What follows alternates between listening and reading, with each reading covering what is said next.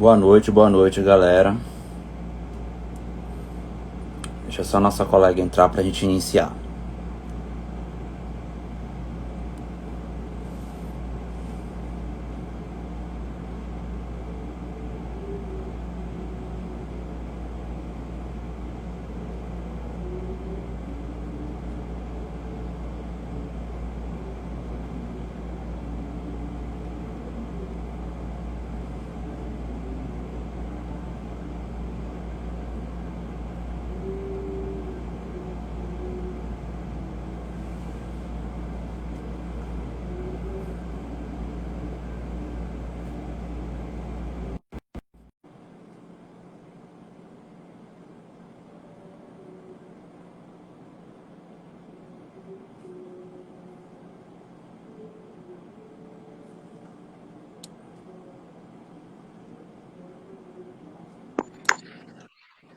Olá, boa noite, Oi, tudo boa bom? noite, tudo.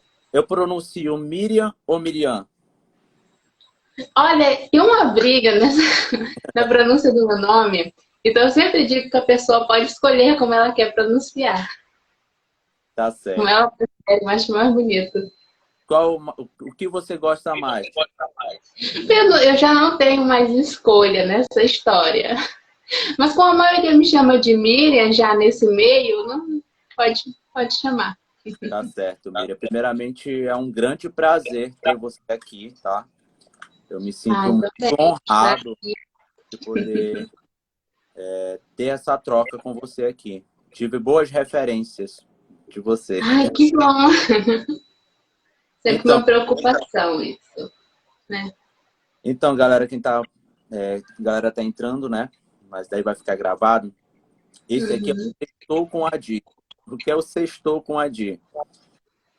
Digamos que seja um bate-papo todas as sextas-feiras, às 19 ou 20 horas. E aí a gente vai trazer diversos temas, né?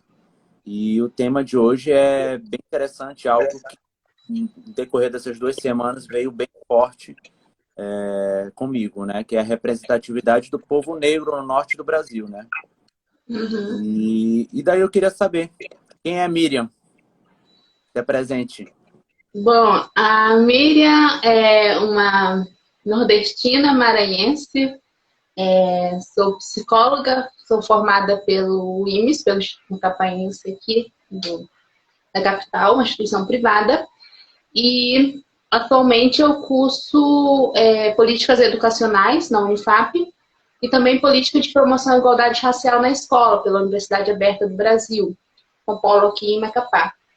Meu caminho sempre teve muito trilhado, né, por essa construção da identidade negra, né, que eu sempre digo que, e muitos autores também falam que nós não nascemos negros, né, nós nos tornamos negros com nossas vivências, as nossas construções. E aí a minha caminhada sempre teve trilhada por meio dessas implicações, desses questionamentos, né.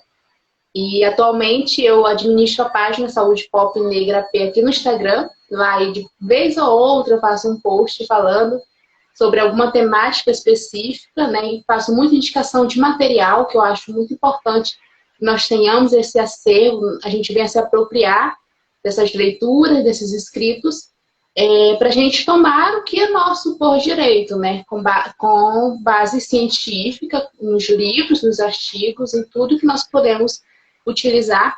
E também faço, vez ou outra, alguns vídeos, principalmente nos stories, que está falando sobre isso. E a partir dessa página, eu criei uma rede de profissionais de psicologia que disponibilizam horários na semana para a gente estar atendendo de maneira online e gratuita pessoas, a população negra em geral, não só aqui do estado ou só da capital, mas diversos locais do país, inclusive. A Ah, gente que está com massa, essa demanda crescente, né? que Muito legal. necessário. Miriam, essa semana a gente teve, infelizmente, a notícia da morte do grande ator que interpretou Pantera Negra, né? E a gente Sim. viu através das mídias sociais, né? Através das redes sociais, Instagram, WhatsApp, Twitter, a grande comoção que isso teve, né, sobre a sociedade. Sim. E eu te pergunto, né? Muito se ouviu falar, muito se falou sobre representatividade. Mas o que de fato é representatividade? Sim. A representatividade, nós temos a representatividade, que a gente pode dizer negativa e positiva, né? O negro, a negra sempre esteve no cinema, na TV, em diversos locais, mas sempre era subalterno, né? E, e aí a gente vê como algo negativo, que acaba criando uma identidade negra em quem assiste, quem está ali como telespectador, de que ele só pode fazer aquilo, né?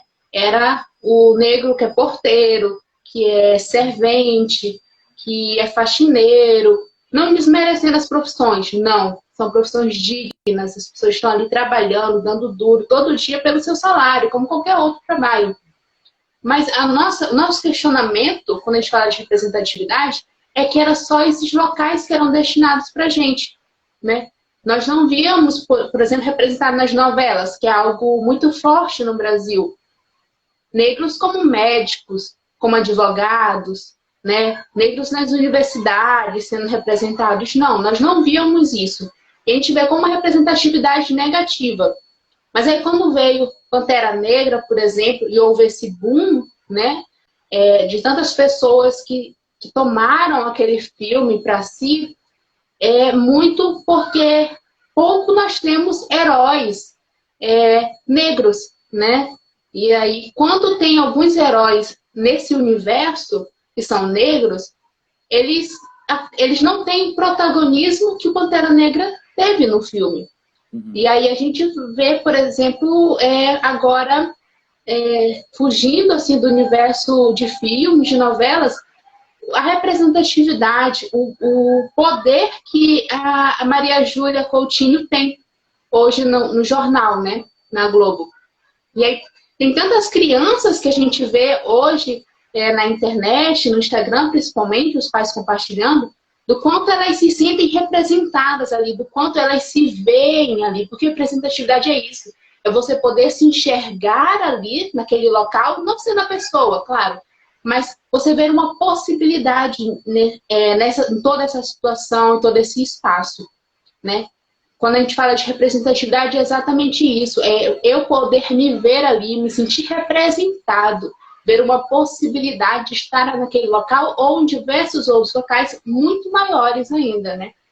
E aí, por isso que nós vemos sempre representatividade negativa e positiva. E aí nós estamos aumentando essa representatividade positiva nos diversos âmbitos da sociedade, né? Ainda não é o ideal, mas já é um começo. Sim, você falou muito que na verdade, vamos dizer um pouco mais no passado, que eu creio que esse cenário possa mudar, né? O negro ele é muito marginalizado, né? Colocado como segundo plano, né? Não como o ator principal ou como papel principal, sempre como o não protagonista, mas como, sei lá, de repente até me desculpa se eu estou utilizando a palavra errada, como figuração ali, a galera por detrás, né? Quase isso, né? Apesar de ter um papel, a função e a dimensão do papel dele naquela mídia, naquele filme, naquela novela, enfim, naquela série, é muito pequeno diante dos papéis que as pessoas brancas ganham, né? Sim. E aí chega a ser quase um figurante também, porque pouco tem fala, pouco participa, pouco aparece. Se a gente for tentar assim, visualizar as novelas dos anos 90, começo dos anos 2000 ali, a gente via muito as empregadas domésticas negras, né? Sim.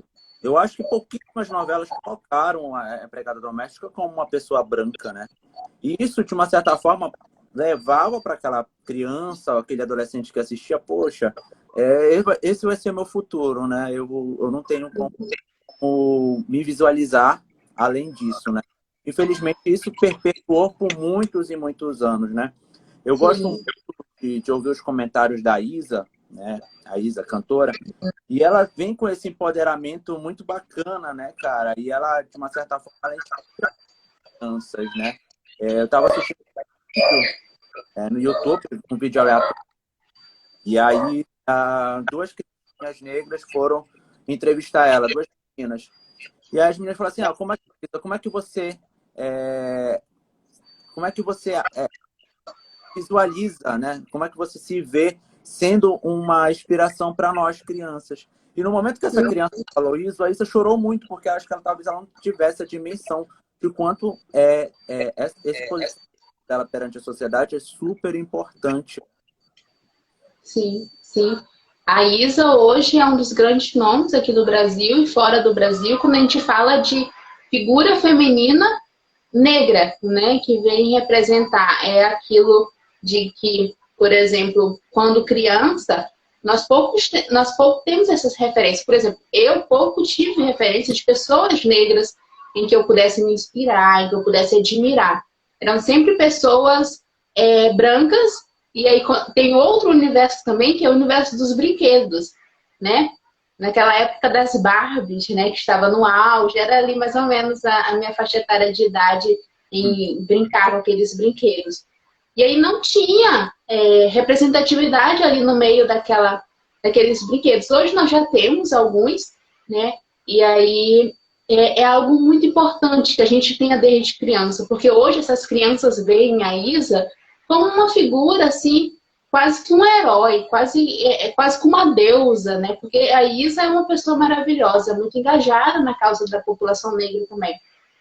E aí, quando essas crianças veem ela e veem o local e o quanto de pessoas que admiram ela, essas crianças desejam estar ali ou um local parecido com o que ela está, né? Vem possibilidades na vida delas. Sim, sim. Pegando um pouco esse gancho da representatividade, como é que é a representatividade negra no norte do Brasil, na nossa região? Como é que você pode me definir isso? Qual é a visão dessa tal representatividade? Sim. Falar de representatividade no norte traz muitas implicações e chega a ser até um pouco difícil falar. Por quê? É algo que nós temos percebido muito nos discursos da população nortista, é de que muitos não se declaram como negros, né? E aí se declaram como pardos. Por quê? Quem é visto como negro no sul do país ou em outros países, não é tido como negro aqui no norte.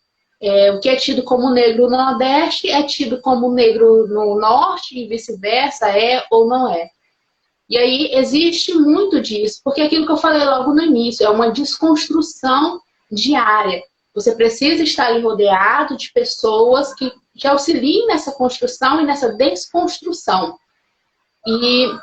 E aí, como nós temos essa dificuldade dessa autodeclaração como negros aqui no Norte, as pessoas acabam não se engajando, por exemplo, nas causas e deixando passar, pensando apenas nas festividades, por exemplo.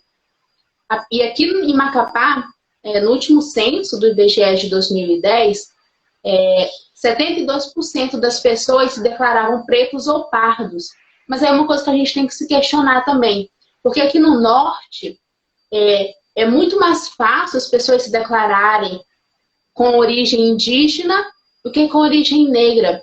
E aí a gente pode pensar muito também nesse medo que existe dessa população em se declarar como negro. Porque quando se declaram como negro, automaticamente eles se veem como não aceitos. Porque é o discurso existente do racismo no Brasil, né? E aí, como nós temos no Brasil como um todo, esse discurso de democracia racial, a população negra aqui no Norte acaba caindo nisso também. Isso eu estou generalizando o discurso, claro. Nós temos coletivos fortíssimos de pessoas negras aqui no Norte. Mas, quando se fala de representatividade aqui, as pessoas se prendem muito a isso, a de que só é negro quem tem pele retinta, e não é. Né? Existem diversos outros fatores que a gente pode estar pensando para a pessoa se declarar como negra. Mas isso, novamente, é algo que algo que a pessoa precisa fazer, uma desconstrução, e é muito também de como a sociedade vê ela, né?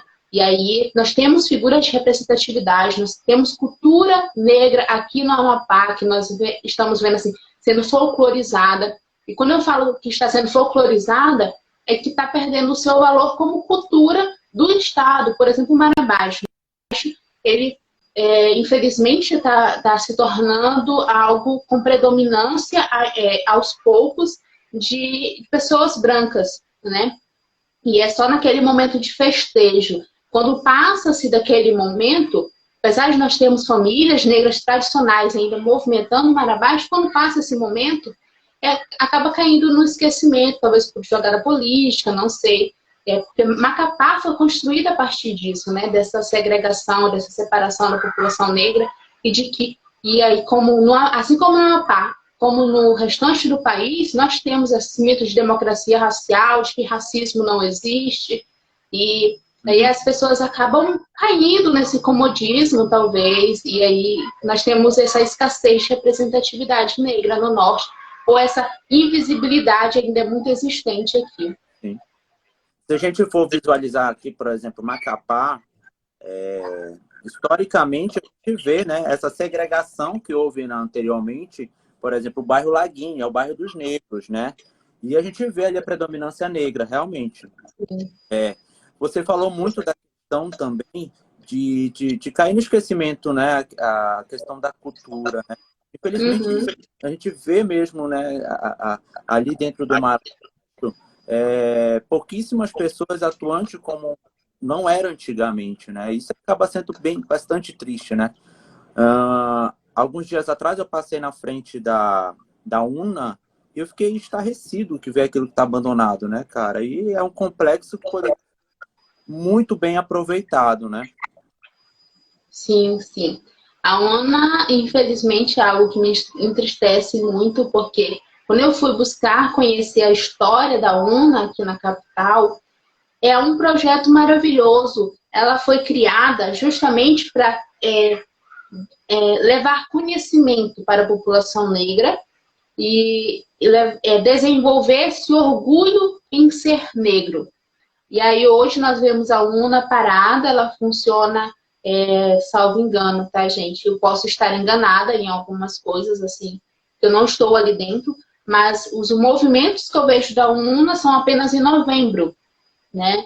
E eu não conheço outras atividades, ou se ocorre, está sendo invisibilizada também, mas eu desconheço. E aí é muito triste, porque a UNA eu vejo como um espaço ali para nós estarmos levando debates como esses, por exemplo, né? E ali mostrar figuras de representatividade aqui no estado, né? E eu sei que com live nós alcançamos pessoas de outros estados, mas nós devemos dar muita atenção também aqui para o estado do Amapá. Quando eu fui realizar recentemente uma pesquisa para falar sobre segregação aqui na capital, eu encontrei pouquíssimo material, muito pouco material científico, pouco material sobre a história de Macapá. E aí esses espaços precisam se manter fortalecidos, esses coletivos precisam se manter fortalecidos, porque quando quem ainda mantém esses espaços, infelizmente, vierem a falecer, quem irá dar continuidade? Né? Quem levará esses conhecimentos a uma nova população, uma nova geração? Então é muito triste ver a UNA parada, ver a UNA ali, o prédio se desfazendo, infelizmente, né? Era algo assim, para nós termos rodas de conversa, eventos magníficos ali, mas, infelizmente... Você comentou sobre os pouquíssimos estudos. Realmente, teve algum tempo atrás, eu fui fazer um post sobre racismo no meu Instagram mesmo. Cara, eu achei pouquíssimos estudos científicos relacionados à psicologia e o racismo. Eu fiquei estarrecido. Falei, poxa, cara, não é possível que não tenha tantos negros, ou independente de ser negro, tantas pessoas que queiram estudar isso, né? E infelizmente, há poucos estudos científicos que falam sobre o assunto, né? Sobre o racismo, né? Pegando esse gancho sobre racismo, Miriam, me fale um pouco mais. Como é que você vê esse mal tão cruel que, infelizmente, assola e muito a nossa sociedade, a humanidade por completo? A princípio, quando a gente fala de racismo, a gente sempre tem que pontuar que o racismo só existe porque a branquidade acredita que existe uma hierarquia de raças, onde o branco, a branquidade deve ser servida e a negritude deve servir a eles. E aí só existe racismo por conta disso. Porque quando o negro não quer servir, ele é escravizado, ele é maltratado, ele é rechaçado, ele é excluído, né? Porque o negro, ele não é desejado, ele é tolerado na sociedade. Assim como suas culturas, ela é tolerada, ela não é aceita. Se a branquidade quisesse, desejasse ou pudesse colocar ainda mais em prática essa aniquilação da população negra do planeta, ela colocaria, né? Mas graças a Deus, isso não aconteceu e não acontecerá. Mas a branquidade visa isso, o nosso aniquilamento, a nossa inexistência. E isso vem como? Como é que aparece esse racismo? Ele aparece por meio de algo que eu sempre gosto de pontuar, que as pessoas às vezes não se atentam na nossa sociedade. A necropolítica, o biopoder, né? A necropolítica trazido pelo Attila Mbembe e o biopoder trazido pelo Foucault. E aí são conceitos importantíssimos para nós nos apropriarmos deles. Por quê? A necropolítica e o biopoder são formas que o governo encontrou de gerenciar a nossa vida, de gerenciar como nós iremos morrer. Isso se estende tanto para negros como para brancos, ou não brancos. Só que quem mais sofre hoje, como sendo a maior parte da população, e em decorrência da escravidão que ocorreu no Brasil, de como ela tardou e de como os direitos não foram construídos para a população negra, ou foram construídos tardiamente e de maneiras assim desleixadas de alguma forma e esquecidas, acabam gerando diversas formas de adoecimento. A população negra, por meio da necropolítica, perde direitos à educação, à saúde, à cultura, e isso adoece a pessoa. Quando a gente fala de saúde, por exemplo, agora com o Covid-19, né? O Ministério da Saúde, no início, começou a divulgar os dados com recorte racial. Logo depois, deixaram de publicar. Tem até post na minha página falando sobre isso, necropolítica e Covid-19. E por que deixaram de publicar? Por que deixaram de fazer esse recorte racial? Porque para alguns é desnecessário o recorte racial, mas é necessário justamente por esses debates, para a gente mostrar que a população negra é totalmente esquecida das políticas. As políticas existem, mas as políticas são esquecidas por parte do Estado, por parte do governo. Quando eu falo de Estado, eu falo como um todo, não só estados de regiões, tá? E aí a gente precisa ter noção desses conceitos para a gente estar falando sobre isso, sobre racismo. Porque no racismo existe o pacto de branquidade. O pacto de branquidade é aquilo de que o branco, a branquidade, não permite a entrada de negros, por exemplo, nas instituições. Né? E quando a gente fala da entrada, é entrada para trabalho mesmo. É você não ver nenhum negro ali nos cargos de chefia, você não vê nenhum cargo nos serviços ali de médio ou grande porte. Não. Você vai ver apenas negros nos serviços gerais, nos serviços de limpeza. E aí, quando a gente fala de racismo, tem racismo estrutural, institucional, de diversas outras formas, grandes e microagressões, né? Você falou sobre o racismo estrutural. Você pode falar um pouquinho mais sobre isso? Porque muito se ouve falar, né? Já vi até muitas pessoas militando de forma totalmente errada sobre racismo estrutural na internet. Sim. A gente fala de racismo estrutural porque é uma estrutura, é algo que foi construído. E aí, o racismo não surgiu de agora, quando surgiu os debates no Instagram, não. O racismo existe há muito tempo e é algo que é transgeracional. É sempre bom falar isso, é transgeracional.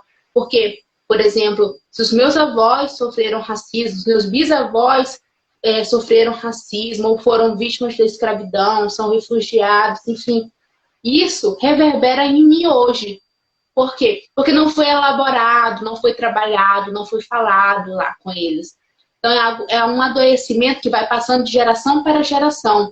Assim como o racismo. O racismo, eu não digo uma forma de adoecimento, né? Porque é algo tão violento que a pessoa escolhe fazer. Adoecimento você não escolhe fazer, o adoecimento ocorre. E aí te afeta de alguma forma. E o racismo não. Racismo as pessoas escolhem fazer. E aí o racismo é ensinado também. É ensinado quando você está na escola e o pai do coleguinha diz que você não pode ficar junto com ele porque ele é negro, né? Isso vai sendo passado. E às vezes a criança nem se questiona por que eu não posso ficar com ele ali na escolinha, brincar com ele. E as crianças não compreendem aquilo, como não é questionado, só é falado que não pode, não pode, não pode, que negro é bandido, que mulher negra é puta, é vadia, desculpa as palavras, mas são as palavras utilizadas. É sempre E aí vem sexualizado. toda essa sexualização do corpo da mulher negra, toda essa sexualidade voltada também para o homem negro tendo tido como uma potência sexual.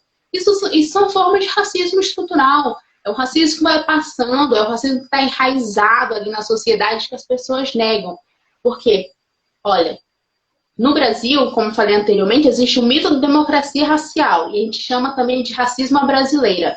Porque o brasileiro brasileiro da branquidade, fala que não existe racismo no Brasil. Mas outros países, quando olham para o Brasil, veem racismo. E principalmente os países que não negam que existe racismo no país deles, como os Estados Unidos. Assim, nos Estados Unidos não é negado por ninguém que existe racismo ali. Talvez pela branquidade que se cega, que tudo, né? E que pratica o racismo. Mas no Brasil é negado. Para aquela população ali que tenta camuflar, né? Miriam, eu Sim, tive sim. vontade de ir para os Estados Unidos e eu senti na pele essa questão de fato, da separação das pessoas que têm a pele mais escura das pessoas que têm a pele Sim. mais clara. E para eles, né, para as pessoas, eu fui abordado por... Eu vou contar um episódio para ti. Tava aí alguns amigos do intercâmbio, tipo, todos brancos, e eu era o mais moreno. Adivinha, para quem a polícia pediu o passaporte? Para você. Aí eu pergunto, por que só para mim? Para eles, brasileiros, dali, ó, do México para baixo, tudo é a mesma coisa. Pra eles tem essa questão, tá um pouquinho mais claro, não. Existe, o racismo lá é tão nítido, que existe, de fato, a separação lá, né? Aquela questão, a segregação ficou nos anos 70, não, ela persiste até hoje, né? Persiste até hoje. Existe lá a separação, tanto nos ambientes de trabalho, como a segregação espacial lá, é muito evidente também. Sim. E me incomoda muito quando eu, por exemplo, eu já não chamo mais de amigos, né? Eu acho que isso como um filtro para mim. As pessoas que falam que racismo, isso é para chamar. Não existe. No Brasil todo mundo é mais claro. Não existe essas. Cara, pelo amor de Deus, velho. A gente vê nitidamente esse preconceito, essa visão de que a pessoa é menos do que as outras pessoas. E algo que me incomoda muito também, Miriam, é quando a gente vê uma pessoa, por exemplo, uma pessoa mais clara que eu, né, não deixa de ser negro ou mais escuro, é menosprezar pelo fulano, pelo sujeito ser mais escuro, né? Há ali há um preconceito e um racismo até mesmo dentro das classes, né? E isso é muito cruel. O outro episódio também é que já levando para a psicologia, né? Às vezes as pessoas não têm noção o quanto isso afeta psicologicamente o sujeito, o quanto isso pode prejudicar para o resto da vida, né? Eu atendi uma paciente e aí eu via que ela era muito triste, muito angustiada. Por muitos anos ela vinha com essa visão de que ela não poderia fazer isso, de que ela não poderia fazer aquilo, de que ela não tinha condições de avançar. Detalhe, ela fazia parte de uma corporação militar, onde ela era a única mulher do setor dela e era negra. Então, ela acabava cauterizando aquilo que era dito pelos pais dela como verdade, né? E aquilo vinha trazendo uma angústia tão grande que ela se sentia inferior a tudo. Ela se sentia como ela não tivesse capacidade de... Isso é muito triste, velho. Pessoas não passam por isso, já estão levando isso pro resto da vida. E pessoas que até partiram para outro plano com esse pensamento, né? E é muito triste também quando a gente tenta levar esse debate para os outros ciclos, e esse debate acaba sendo tido como, deixa de ser chato, cara, tá me. a gente tem que debater, a gente tem que discutir sobre esse assunto, cara. Eu acho super válido a gente falar sobre isso, né? E aí, levando um pouquinho disso aí, existe o tal direito de fala, né? Muito ser falado. O que é direito de fala? O que é isso, Adi? Aí eu te pergunto, Miriam, como é que é esse direito de fala? Tá. Antes de entrar no direito de fala, só aproveitando que você trouxe a questão da psicologia e a paciente, uma bandeira que eu levanto e que eu acho que as pessoas já me entendem como chata de tanto que eu falo isso, é que nós precisamos de uma clínica racializada. A clínica racializada é você considerar, quando você vai fazer a anamnese, vai fazer o primeiro contato com o paciente ali, se ele é negro, se ele é indígena, né? E ter essa interseccionalidade. Classe, onde mora, se é magro, se é gordo, se sofre ou não com isso. Como é isso para o paciente? Nós precisamos ter essa escuta sensível, esse olhar atento ao que o paciente traz. E aí, quando a gente fala do direito de fala, entrando no assunto, é algo relativamente simples, mas as pessoas colocam uma dificuldade para compreender isso. Como eu sou da psicanálise, eu gosto muito de falar que é uma resistência deles, né? Eles não desejam compreender isso. Eu, E como aí, TCC, digamos que sejam umas crenças centrais, né? pode ser. Eu prefiro resistência, mas... Tudo E bem.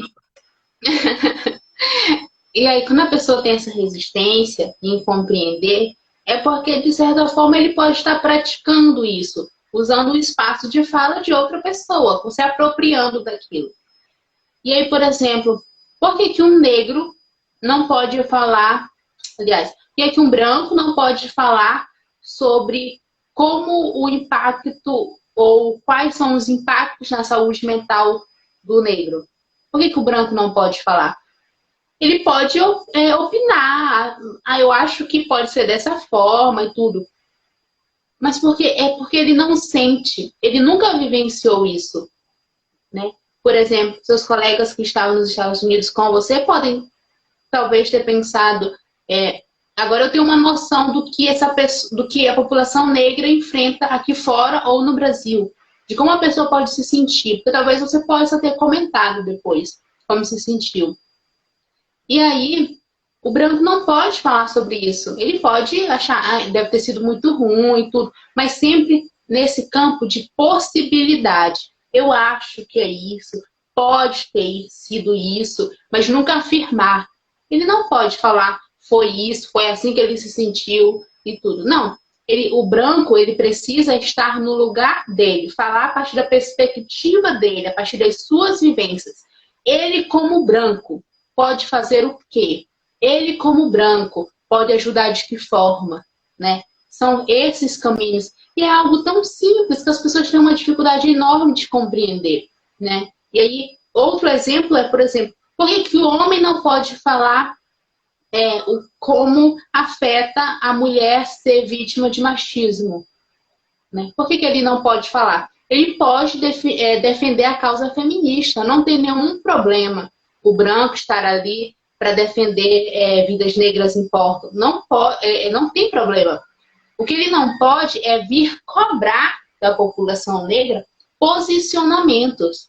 A população negra, assim como qualquer outra classificação de população, qualquer movimento, ela possui as suas diferenças. As pessoas possuem opinião própria, como qualquer outra sociedade, como qualquer outra comunidade. E aí o branco não pode vir cobrar algo dele. Ele precisa ali se posicionar, né, e também não cobrar de outro branco. São trabalhos de formiguinhas, são trabalhos individuais e aí depois se transformam em coletivo. E aí o lugar de fala é exatamente isso. É você saber qual a sua vivência, a sua situação ali naquele momento e falar somente daquilo. O branco pode falar de racismo? Pode, a partir da perspectiva dele, né? A partir do espaço de o que o branco pode fazer para eliminar o racismo. Que espaços ele pode abrir para dar visibilidade à população negra, né? E aí o que muitos atores fizeram nesse período agora de pandêmico é de ceder o Instagram para a população negra para falar sobre os diversos temas que rodeiam a população negra. E são formas simples, né? Mas aí quem está nesse movimento de não querer compreender acaba caindo nisso de que é mimimi, que você pode sim falar sobre o que você quiser e tudo, é politicamente correto agora e nada pode ser falado, mas não. Cada um deve, assim, por exemplo, nós somos psicólogos, nós temos propriedade para falar sobre saúde mental, né? Não desmerecendo, mas, por exemplo, um podólogo, ele não pode vir aqui falar sobre saúde mental, né? Ele talvez não tenha conhecimento de CID, dos transtornos e tudo, né? E aí, outros profissionais da saúde também podem ter um leve conhecimento sobre saúde mental, mas não tem propriedade, né, para falar sobre aquilo. Porque quando nós estamos aqui nesse espaço, nós estudamos para isso, nós estamos apropriados de todos os conhecimentos possíveis para falar sobre isso. Sim. Essas 2 semanas, tipo, eu sou muito fã de quadrinhos. Absolutamente super. Eu me peguei super triste com a morte do ator que interpretava o Pantera Negra. E o Pantera Negra ele tem uma representatividade muito grande, porque, como você falou anteriormente, lá no início, a gente não via heróis negros, né? Não somente como um bandido que virou mocinho, mas sim como um rei de toda uma sociedade, né? E eu te pergunto, como é que você viu o Pantera, né? Todo esse movimento, né, que gerou após a morte dele? Como é que você viu todas essas questões? Foi um momento bem triste, né? Porque além dele trazer uma figura imponente no filme, e um dos filmes com um dos maiores elencos só com pessoas negras, pouco se via ali, né? Cabecinhas brancas e tudo. A maioria mesmo eram, e muitas mulheres, por sinal, também. Fortes. E aí quando a gente pensa nisso, é praticamente uma porrada, né? Porque é uma figura de representatividade mundial que a gente perdeu, que vai ficar eternizada nas produções dele, né? Quando a gente fala só do ator, e também no Pantera Negra.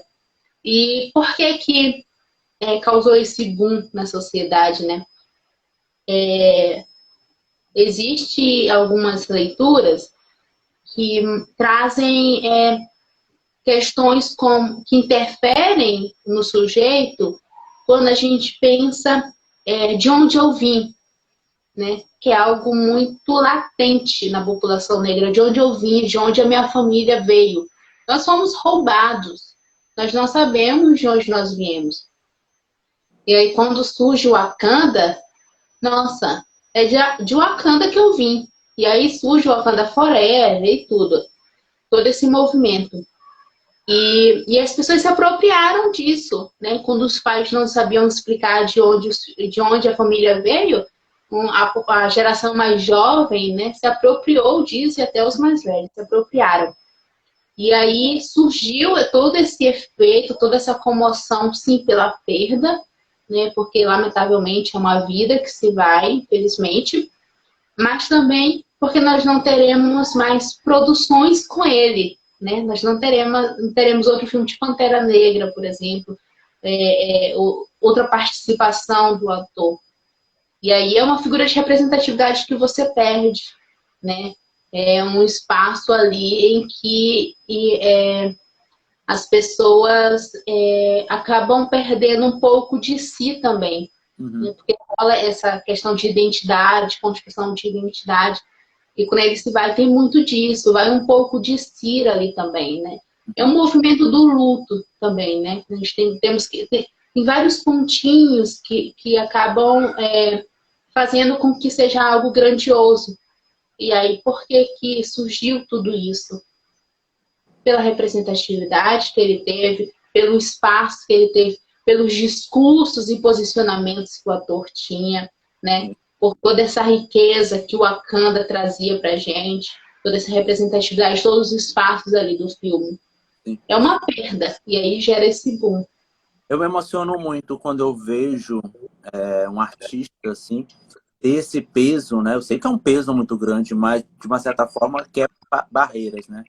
Eu sou muito fã, que inclusive contracenou com ele no filme, sou muito fã da Viola Davis, né? Que a Viola, tipo, cara, a Viola veio Mas... aqui falar, eu sou a Viola e tô nem aí pro resto, né? Ela curso muito de que ela pode, né? Por mais que ela não esteja nos padrões das atrizes hollywoodianas, mas ela vem falar assim, eu sou a Viola e eu posso sim fazer o que eu quiser ser, né? Isso é muito legal, cara, porque a gente, às vezes, talvez agora a gente não tem noção quanto isso vai pesar para a geração que está vindo aí, né? Eu vejo vídeos aleatórios no YouTube de crianças assistindo, né? A Maju Coutinho, o próprio ator que interpretou o Pantera, a Viola. Isso é muito legal, né? Eu vejo assim que a gente está caminhando.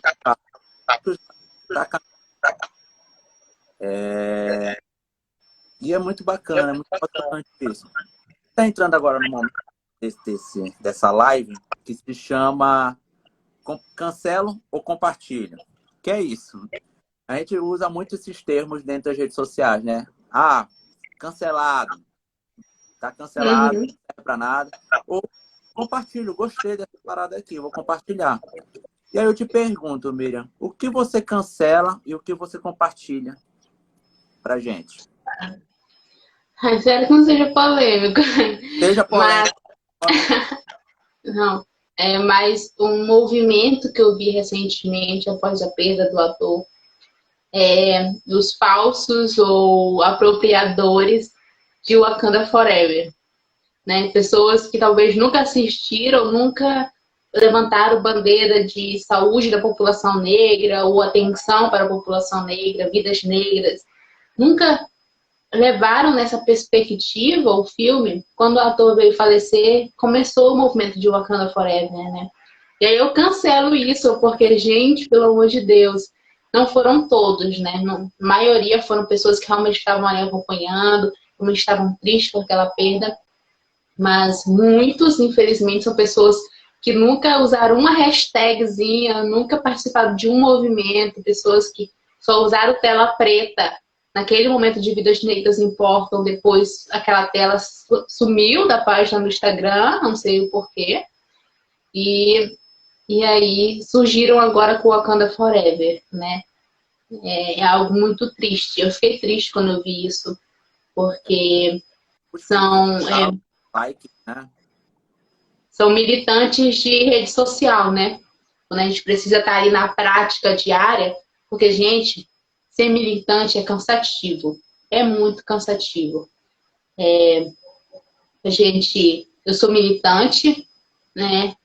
Levanto a bandeira da saúde mental da população negra e tem dias que a gente vai dormir exausto ou já acorda exausto, porque é desgastante. Todo dia você está ali lutando, todo dia, ensinando as pessoas e virem cada vez mais violentos, né? Porque esse racismo está vindo cada vez mais violento. E nesse momento de pandemia que estamos todos fragilizados, todos nós estamos caindo no adoecimento de alguma forma, né? E aí os militantes, né, os colegas têm reclamado muito de que nós temos batido tanto na tecla e a gente vê aquele boom de pessoas compartilhando, pessoas participando, mas que na prática não fazem. São poucos. Uhum. E o que você compartilha de bom? Porque eu compartilho a minha página no Instagram. Minha página no Instagram é Saúde Pop Negra P, aqui no Instagram. Mas arroba Saúde Pop Negra P. Tudo junto. Mas o que eu quero compartilhar mesmo é um Instagram de um grupo de estudos e extensão de Brasília, da UNB, e eles já estão promovendo há alguns dias, acho que desde o mês passado, um curso de extensão, de introdução a autores e pensadores da psicologia latino-americana.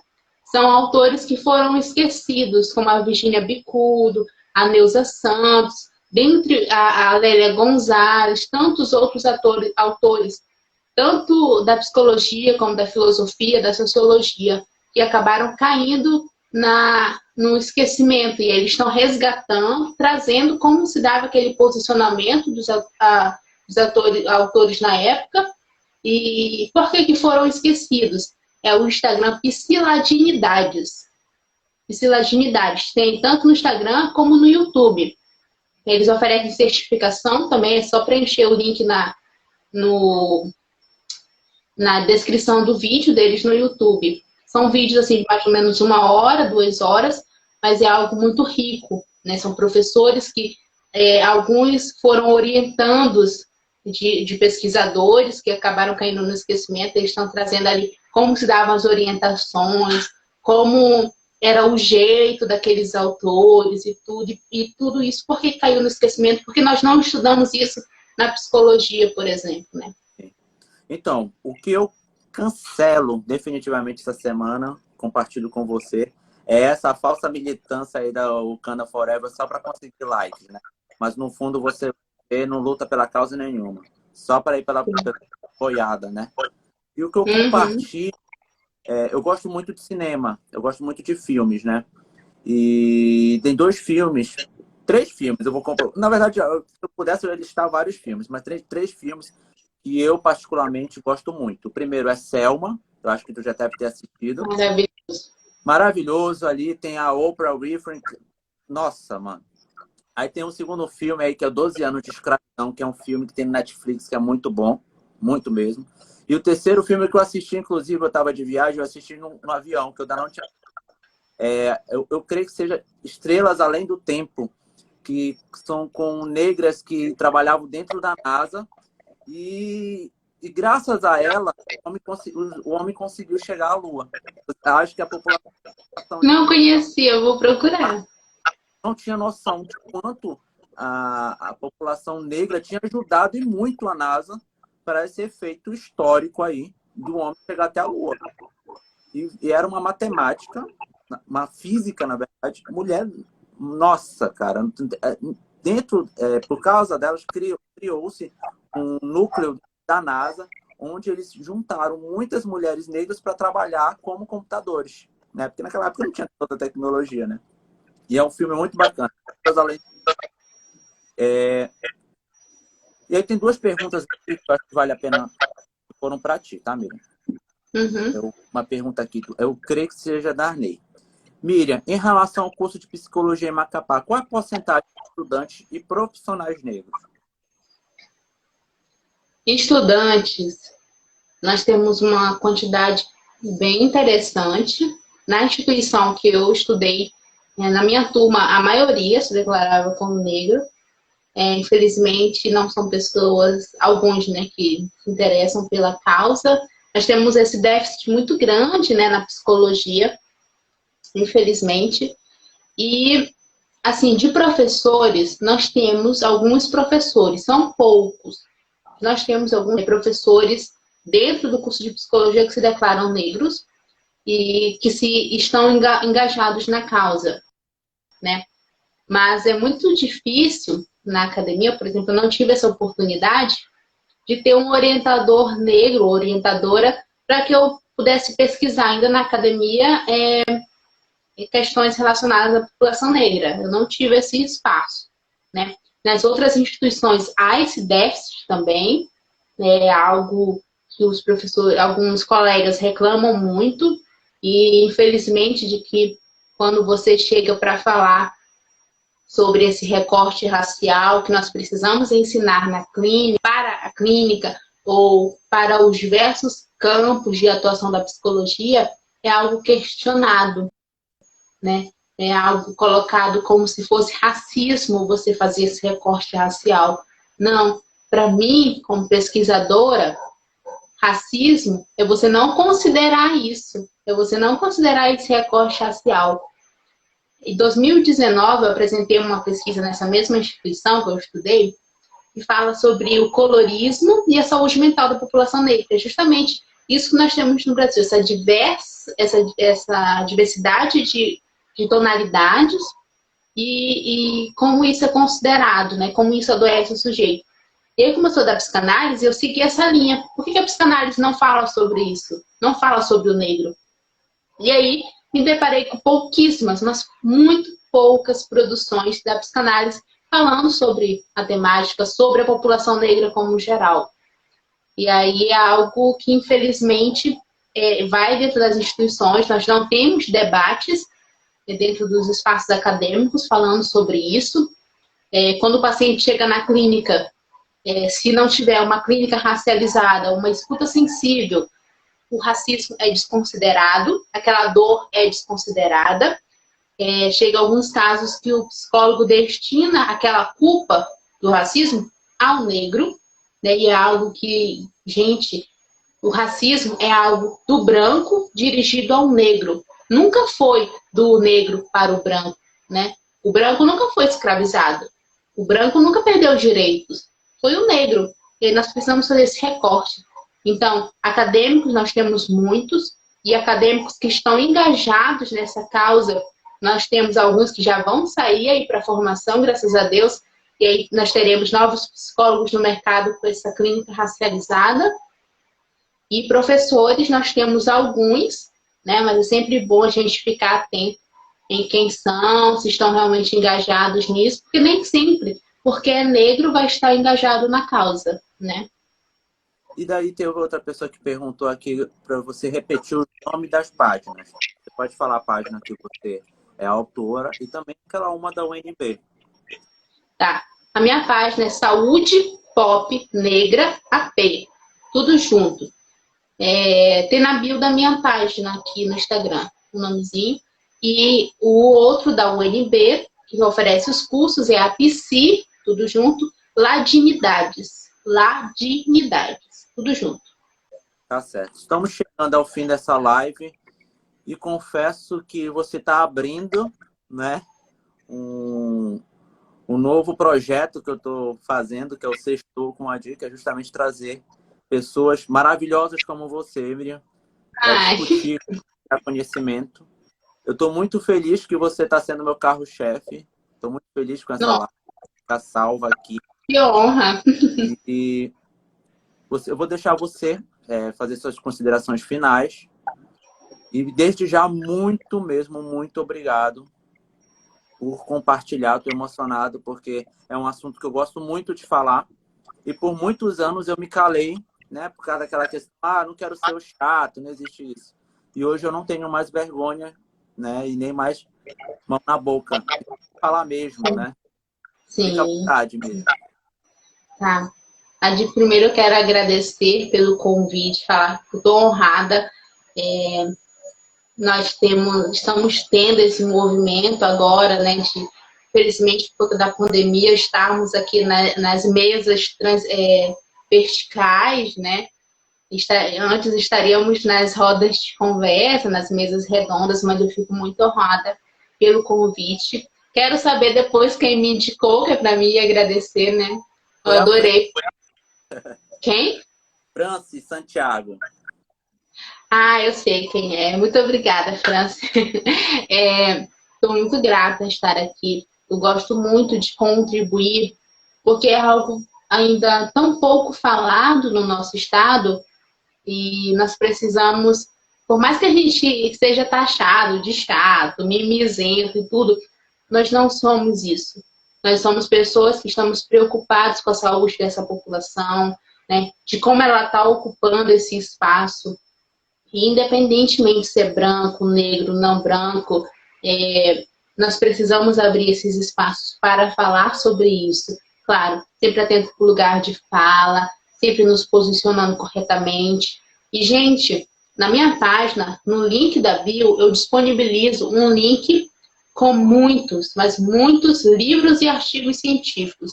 Então, se vocês sentem desejo de ler ou interesse, estão implicados de alguma forma, tem livros dos autores mais variados possíveis, né? Tem livros de temáticas específicas e tem livros para clínica ampliada, sociologia, filosofia. São conhecimentos que a gente precisa se apropriar. A gente está falando sobre isso, mudando os nossos posicionamentos, né? Os nossos discursos. E aí eu fico muito grata com o convite, falar que foi um prazer. Eu já conhecia um pouco do teu trabalho, acompanhava por alto algumas coisas. E foi um prazer te conhecer melhor, Di, sabe? Muito bom falar contigo. Café agora, né? Sim, vamos tomar um café. Tá certo, galera. Então, sexta que vem vai ter outro Sextou com a Di. Vai ser com uma psicóloga da página Criativa lá de Pernambuco. Vamos fazer esse link Norte Nordeste. Miriam, te espero também, tá? Até mais, galera. Obrigadão. Beijo.